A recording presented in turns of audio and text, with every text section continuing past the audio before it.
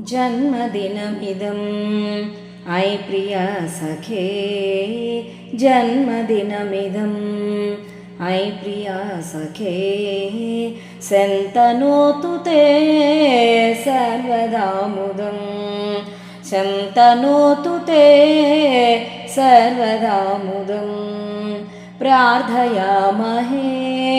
भवसतायुषी प्रार्थयामहे भवसतायुषी ईश्वरः सदा त्वाञ्च रक्षतु ईश्वरः सदा त्वाञ्च रक्षतु पुण्यकर्मणा कीर्तिमर्जया पुण्यकर्मणा कीर्तिमर्जया जीवनं तव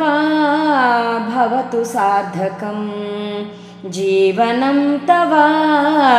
भवतु सार्थकम्।